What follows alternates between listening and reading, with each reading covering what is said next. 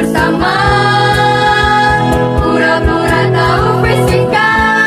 Shalala, shalala, shalala, shalala, shalala. Halo Sobat Fisika, selamat datang kembali di channel Pura-Pura Tahu Fisika. Perkenalkan, nama saya Namira Putri Karina.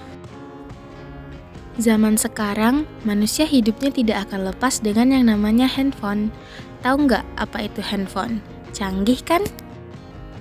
Bagaimana handphone bisa secanggih ini? Lalu, apa keberadaan fisika di balik cara kerja handphone? Nah, di video kali ini saya akan membahas tentang sejarah perkembangan handphone. Sebelumnya, pasti kalian sudah tahu kan apa itu handphone? Apalagi sekarang smartphone atau ponsel pintar menjadi salah satu gadget yang kian populer setiap tahunnya. Bahkan, kini semua orang udah mulai menjadikan smartphone sebagai salah satu kebutuhan pokok. Mulai dari anak-anak yang masih duduk di bangku sekolah dasar, hingga orang dewasa sudah memiliki gadget satu ini. Banyaknya merek dan tipe smartphone murah menjadi salah satu faktor penunjang mengapa gadget satu ini begitu populer. Sebagai pengguna smartphone, pernahkah Anda bertanya-tanya kapan kemunculan perdana dari ponsel? Jika pertanyaan tersebut terbesit dalam benak Anda, simak video berikut mengenai sejarah perkembangan ponsel dari awal kemunculannya hingga saat ini. Sejarah ponsel di tahun 70-an. Ponsel pertama kali muncul di dunia yakni pada tahun 70-an, tepatnya tahun 1973. Martin Cooper menjadi sosok penting yang mengenalkan ponsel. Sosoknya merupakan salah satu orang penting dalam bisnis telekomunikasi di Amerika Serikat. Ya, benda canggih ini pertama kali muncul di New York. Motorola Dynatec menjadi ponsel yang digunakan Cooper saat itu untuk melakukan komunikasi. Berbeda dengan ponsel yang Anda gunakan saat ini, Motorola Dynatec hadir dengan ukuran yang sangat besar. Ukurannya yang begitu besar membuatnya tak fleksibel saat dibawa berpergian. Bahkan, kabarnya ponsel ini memiliki bobot yang mencapai 1 kg loh. Sangat berbeda jauh dengan ponsel masa kini yang cenderung memiliki bobot kurang dari 200 gram. Sejarah ponsel di tahun 80-an. 10 tahun setelah munculnya Motorola Dynatec, tahun 1983 kembali muncul ponsel generasi terbaru, yakni Motorola Dynatec 8000X.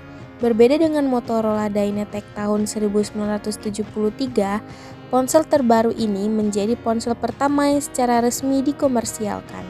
Masyarakat sudah bisa ikut menggunakannya sebagai media komunikasi.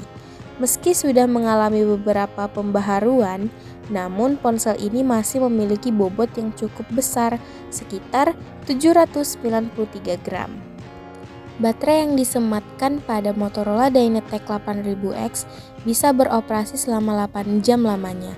Sebagai ponsel yang pertama kali diperjualbelikan, tidak heran jika harganya pun sangat mahal, yakni sekitar $4.000 Amerika Serikat. Hal ini tidaklah mengagetkan mengingat ponsel pada awal kemunculannya memang hanya diperuntukkan untuk kalangan menengah ke atas saja. Tak berhenti di situ saja, tahun 1980-an, Motorola terus melakukan riset dan pembaharuan pada produknya. Merek ponsel satu ini kembali merilis ponsel baru yang diklaim lebih user-friendly. Ponsel yang disebut dengan Motorola Microtech 9800X ini juga memiliki bobot yang lebih ringan, sehingga akan lebih nyaman jika dibawa berpergian.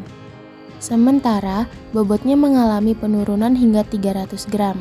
Baterai Motorola Microtech 9800X hanya bisa bertahan selama 30 menit saja. Meski memiliki ketahanan sangat buruk jika dibandingkan dengan ponsel saat ini, namun kemunculan generasi terbaru Motorola ini masih disambut hangat masyarakat. Uniknya lagi, ponsel baru ini juga sudah dilengkapi dengan antena berbahan plastik. Hanya saja kehadiran antena ini tak memiliki fungsi yang berarti dan hanya sebagai pemanis. Sejarah ponsel di tahun 90-an. Dibandingkan dengan ponsel generasi 70-an dan 80-an, ponsel yang muncul di era 90-an sudah bisa dipastikan lebih canggih. Perkembangan dan pembaharuan terus dilakukan oleh para perusahaan telekomunikasi. Bahkan, untuk pertama kalinya muncul sebuah ponsel yang bisa digunakan untuk melakukan panggilan telepon. Tapi, jangan harap jika Anda bisa menggunakan ponsel ini untuk berselancar di dunia maya. Lalu, kenapa pada era ini sudah bisa menggunakan panggilan telepon?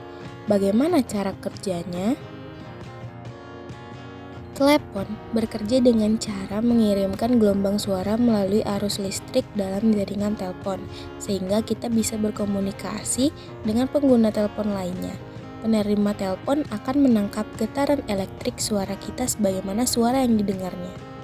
Selain bisa digunakan untuk menerima dan melakukan panggilan telepon, ponsel yang muncul di tahun 1992 juga bisa Anda gunakan untuk mengirim pesan singkat berupa SMS.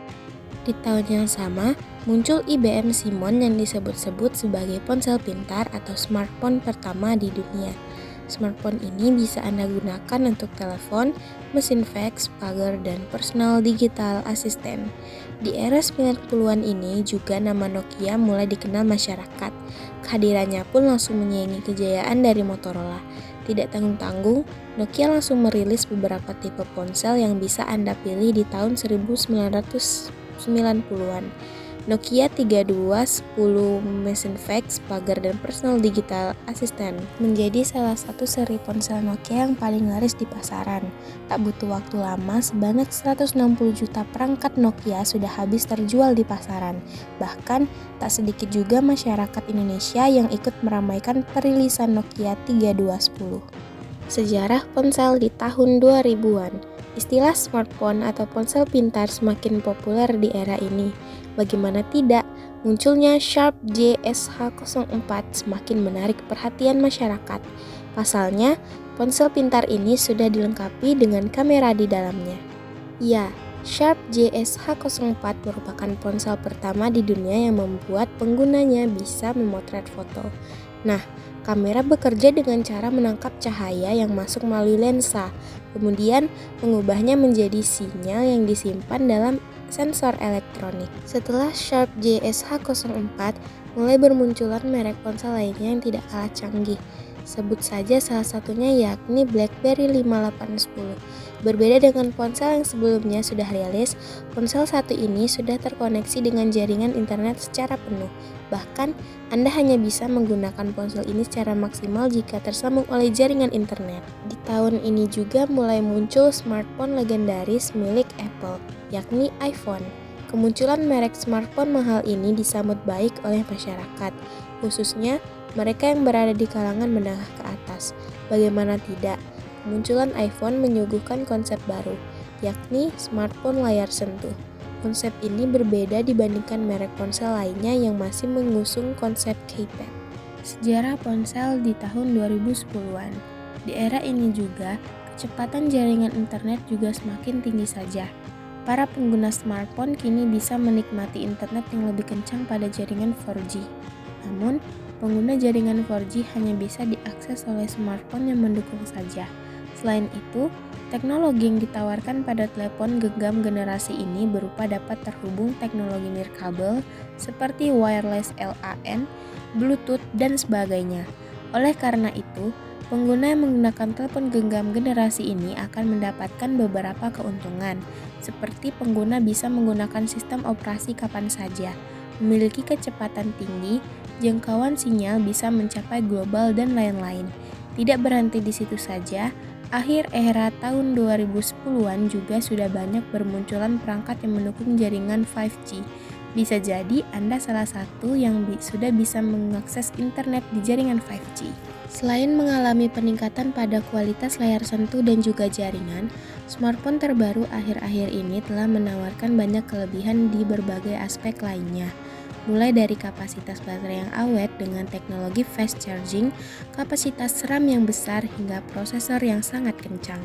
Karena pada era ini sudah terhubung dengan teknologi nirkabel wireless LAN, lalu bagaimana cara kerja wireless ini dalam fisika?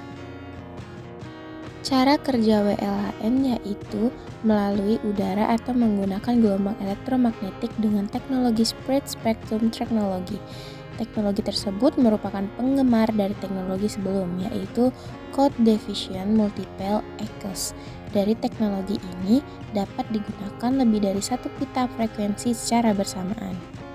WLAN berfungsi untuk mengakses wilayah WLAN atau area lokal dengan menggunakan jaringan nirkabel atau jaringan tanpa kabel. WLAN sering disebut sebagai teknologi Wi-Fi. Teknologi ini menggunakan sinyal radio untuk memungkinkan komunikasi jaringan pada Wi-Fi. Nah, tahukah kalian prinsip fisika apa yang digunakan di dalam ponsel?